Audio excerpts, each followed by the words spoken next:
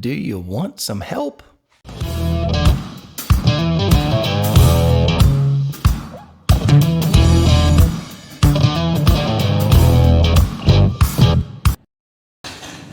Hey everybody, welcome to The Whole Truth, where I am taking you through the entire Bible from Genesis all the way through Revelation without skipping anything. I don't know why that came out like a little funny. Anyways, all the way through Revelation without skipping anything. So if that sounds good to you, make sure that you go over to thewholetruthbiblestudy.com, and there you'll find all the videos in one convenient location. Plus, you'll find ways to support the channel, Bible studies that are over there, short videos that are over there, and more to come as well. It'll all be on the website, thewholetruthbiblestudy.com. So I hope you'll go over there. But more importantly, I want you to grab your Bibles and open them to Deuteronomy chapter 1 and verse 9. So Moses at this point is recapping. He is going over the things that happened before. And in Deuteronomy chapter 1 and verse 9, he recaps for us, I believe, what's Numbers chapter 11. Some people think it's Judges from Exodus, but I think it's Numbers chapter 11. It's a recap of Moses having too many people, too much stuff to handle, and so he has to appoint some elders and leaders, and here's how he does it. I think there's some practical lessons for us today. It's Deuteronomy chapter 1 and verse 9. And I spoke to you at that time, saying, I alone am not able to bear you. The Lord your God has multiplied you, and here you are today as the stars of heaven in multitude. May the Lord God of your fathers make you 1,000 times more numerous than you are, and bless you as he has promised you. How can I alone bear your problems and your burdens and your complaints? Choose wise, understanding, and knowledgeable men from among your tribes, and I will make them heads over you. And you answered me and said, the thing which you have told us to do is good. So I took the heads of your tribes, wise and knowledgeable men, and made them heads over you, leaders of thousands, leaders of hundreds, leaders of 50, leaders of tens, and officers of your tribes. And then I commanded your judges at that time, saying, hear the cases between your brethren, and judge righteously between a man and his brother, or the stranger who is with him. You shall not show partiality in judgment. You shall hear the small as well as the great, and you shall not be afraid in any man's presence, for the judgment is God's. The case that is too hard for you, bring to me, and I will hear it. And I commanded you at that time all the things which you should do. There you have it. Moses sees that the people had grown to this exponential number. They are numbering in the millions at this point. And he starts out by saying, you're too numerous for me. It's too much for me to bear. But he says, that's not a bad thing. He says, I'm praying that the Lord will bless you and multiply you even more numerous than you are now, that you will be multiplied greatly. It's not a problem that you've multiplied. The problem is Moses is only one man. And so Moses says, this is what I did. He's recapping. Remember what's happening. If you're confused about why he's recapping, you got to go watch the last couple of videos, because Moses is standing outside of the promised land, about 11 days journey away from the promised land, and he's giving the people the law a second time. He's reminding them of what has happened, of their journey, because they were just kids when all these things happened before. If you need information about that, go watch those last couple of videos. And so Moses is saying, outside of the promised land, he is saying, hey, remember when this happened? This is what happened. I called for elders to be set up. Now, let's just talk about the fact that he's recapping, calling for those people to come and help. I think that after the fact, there's sometimes that we do things like we set up rules or regulations or whatever, and we do them for a reason. Have you ever been somewhere and thought to yourself, like, who broke that rule that made them have to say that? You know, you're like at a bowling alley and it's like, don't stuff pickles in the finger holes. And then you're like, who? Okay, so somebody stuffed pickles in the finger holes at the bowling alley. They had to have, because that's why they put a sign out that says, don't stuff pickles in the finger holes, right? Like, do you know what I'm saying? Like, you ever been in that situation? That's funny. I don't even know where I came up with that. I promise I've never actually seen that sign. It was just in my brain. Maybe it's something I want to do deep down. Maybe that's subliminal. Okay, anyways, you get what I'm saying. Like, the rules and things are set up for a reason. I think if you think about your church, you might see a similar thing. Like, why do we have it this way? Why do we do it this way? Why do we organize things this way? Or why do we do things this way? A lot of times that might be done because something that has happened.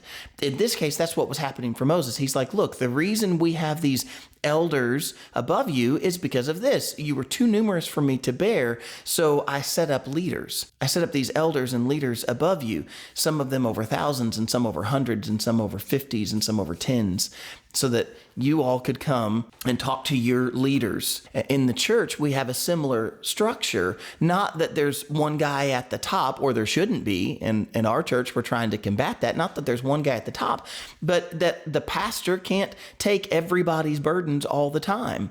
And so what we have deacons and we have elders. We're diversifying that responsibility and that load so that the people can come and that they can be heard. Notice that's what Moses was telling them. He says, hey, don't show partiality. From the smallest to the greatest, from the stranger and the person that you know, you need to hear everybody. So you've got to be willing to hear everybody without partiality. That's the reason that we've set this up. I can speak for my church and say that's what we're trying to do. We've gone from a small church to a large church.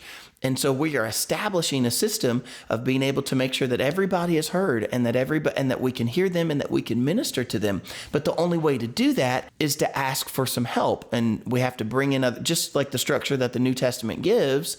So we have deacons and we have elders and we have pastors, different people that can help to share the load. Here's the truth. I remember reading this a long time ago in a church planting book, that a church can only grow as big as the leadership or the pastor will let it grow. That, if you have a church that the pastor is doing everything, then the church can only be as large as that pastor's workload can handle, because eventually you're not going to be able to.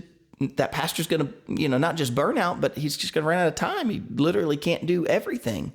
And I can say that, I've been in a church where there was 20 people and there were times that I was the only guy doing, most of the work. I'm literally, y'all, I was like printing up the bulletins and doing the announcements and, making sure that we kept up with the Lord's Supper and writing bylaws in my basement for the church. Like I was doing everything. And now I'm to the point it's different than that. I can't do everything. I can't meet everybody and meet every need and do everything. I have to ask for help.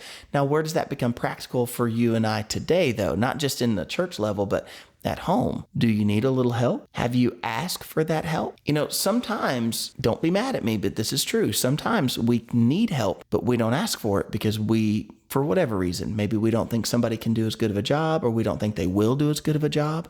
This was a problem that happened with my wife, my late wife. Early on in our marriage, we adopted some kids, and then we had some kids. And I just remember one example that I could give you would be the dishwasher. My wife did not want the children to put dishes into the dishwasher. Now, I'm a big chore guy. I'm like, you got to do your chores. You got to keep up with this. You got to do it. And so I want the kids to rinse off their own dishes and put them in the dishwasher. Well, she was just bothered at the idea that they were going to put the dishes in the dishwasher wrong. And I insisted, nope, you got to let the kids put the dishes into the dishwasher. But for a little bit of time, she really combated that. And she was telling the kids, don't put your stuff. Nope, just leave it in the sink. I'll get it. Just leave it in the sink. I'll get it. And then she found herself getting angry because there was always stuff piling up in the sink. And I said to her, honey, they're piling up in the sink because you won't let them put it in the dishwasher. You're taking that responsibility on for yourself. You won't let them do it. But then you're upset because there's always dishes in the sink. And do you see what I'm saying? Like that's a tiny petty thing. Please don't take that as I'm saying anything bad about my late wife. Love her. Wonderful, wonderful mom. And by the way, we did work out the dishwasher thing. We got it all figured out. Okay. Just understand the point of what I'm trying to say. She got herself upset because she insisted that nobody else could do that. Maybe on a different scale, could you be doing the same thing where you're not asking for the help that you know that you need? You're not asking or receiving the help because you're not letting anybody else in to do it. You see, sometimes it's not just that maybe somebody's not willing to help. Maybe you're in a situation where somebody's not willing to help, but maybe you're not. Maybe there are people willing to help, but you're not asking for it for whatever reason that you're not asking. They can't do it as well, they whatever. But friends, if you're the one burning out, if you're the one finding yourself not getting it done, if you not getting it done, is that better than somebody else not doing it as well? Do you see what I'm saying? You got to make sure that you're asking for that help. That's what Moses was doing. He was asking for that help because the people had grown too great for him. And he wanted to make sure that the people were taken care of more than just he was the only one to do it. So he was a good leader in that way. And then there's this last little part. It says that don't be afraid. I'm in verse 17. You don't show partiality, hear the small and the great. And then he says, you shall not be afraid in any man's presence, for the judgment is God's. The case that's too hard for you, bring it to me and I will hear it. I love that. Notice, like he says at the end, if the case is too hard for you, bring it to me and I'll hear it. But he actually said something before that. He said the case is actually the judgment. It's God's. All the way down to hearing the smallest thing. What Moses pointed out was this: God cared, and God was going to give them, if you go back to Numbers 11 and you read it, those men were blessed with the same spirit that Moses had, the same spirit to care for these people and to have wisdom to know what to do in their situations. And here's what Moses was saying: care for the smallest and the greatest. And really, all that judgment is of the Lord's. Let that sink in for a moment. The Lord cares even about the small details. The Lord cares even about the little things. The Lord cares, and he knows. He doesn't see you as too small or insignificant or unseen. You are seen by him. He does know, he does see, and he does care. That's what I see out of that. Moses says, listen, the judgment is actually God's anyways. He's just using men as the instrument to get that across. So the judgment is of the Lord's. And that means that the Lord's hears every part of what's going on in your life. He knows and he cares.